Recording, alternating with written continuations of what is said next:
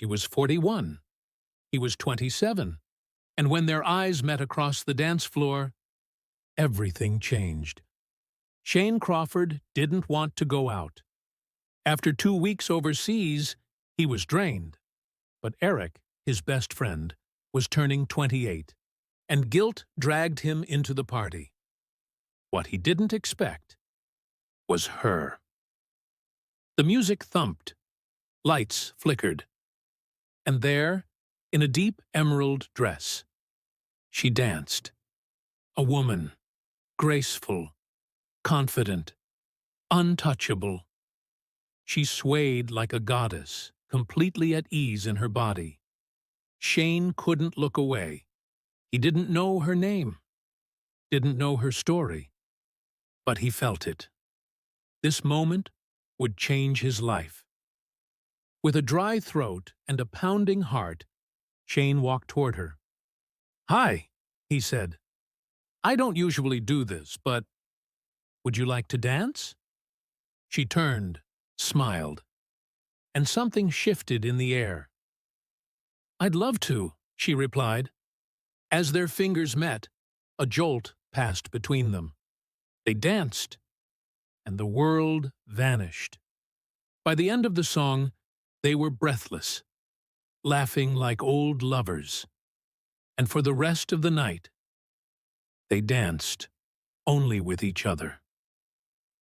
Later, under twinkling lights in the garden, they sat together, champagne glasses in hand. "I'm Shane Crawford," he said.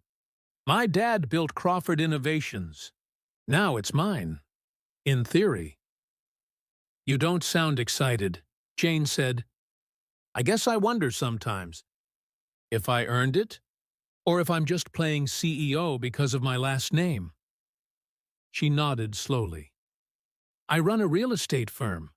Built it with my husband. He passed away 2 years ago. 13 years of fighting a rare disease. We found out a year after the wedding.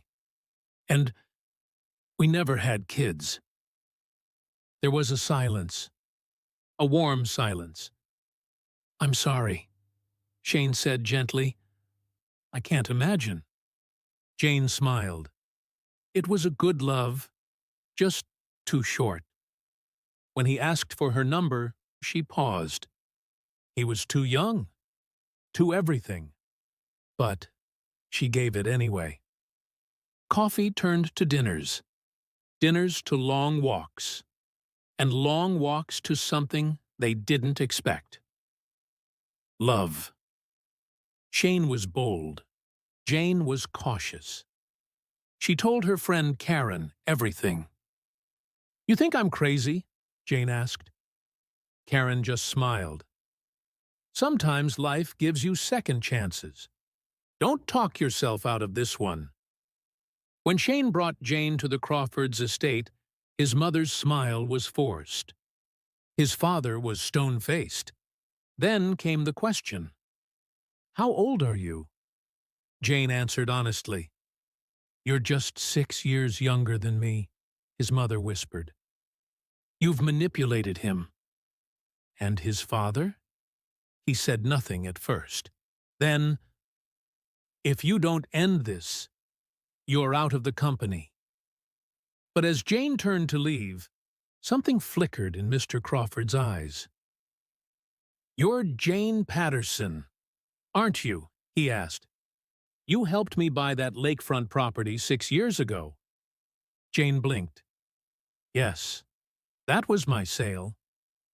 "I respected your work," he muttered. Then coldly added, "Pity it has to end like this." They left the mansion hand in hand, with nothing but each other. But when the dust settled, the weight hit Shane hard.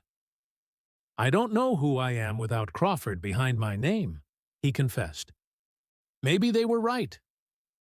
Jane cupped his face. "You are so much more than a name."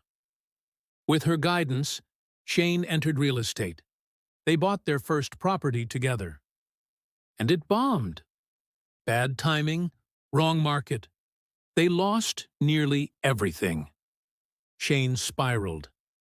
"I failed," he said. "I dragged you down." But Jane stood tall. "No, this is just the beginning." They regrouped, learned, adapted. 3 years later, they owned one of the fastest-growing luxury real estate firms on the East Coast. Cover stories, TV interviews, clients waiting months for a consultation. And through it all, they never stopped dancing. Under an arch of white roses in their garden, Jane walked down the aisle in soft lace. Shane's eyes brimmed with tears. Karen was maid of honor. Eric stood as best man. Invites had been sent to the Crawfords. They didn't come, but that didn't dim the joy. It was the kind of wedding born from fire and rebuilt in love. 2 months later, Jane stared at a pregnancy test. 2 lines. She was pregnant, with twins, at 43. They reached out to Shane's parents again. A message, a photo, a soft olive branch. No reply. At 8 months pregnant, Shane's phone rang at 3 a.m. His mother was sobbing. "Your father's been in a wreck. He needs blood. Your blood. Raw null. The rarest in the world. Please, Shane." He didn't hesitate. He drove like his life depended on it. At the hospital, he donated immediately. Hours later, his father opened his eyes and said, "You saved me." Shane only said, "You're my dad." 1 year later, the Crawfords' mansion overflowed with joy. 2 baby boys giggled on the carpet, as Mr. Crawford made silly faces, and Mrs. Crawford brushed Jane's hair back, like a daughter she'd always had. "I was wrong," his father whispered. "You've built something. We couldn't." Shane smiled at Jane, watching her cradle one of their sons. She was radiant, whole, and his. She was 41. He was 27.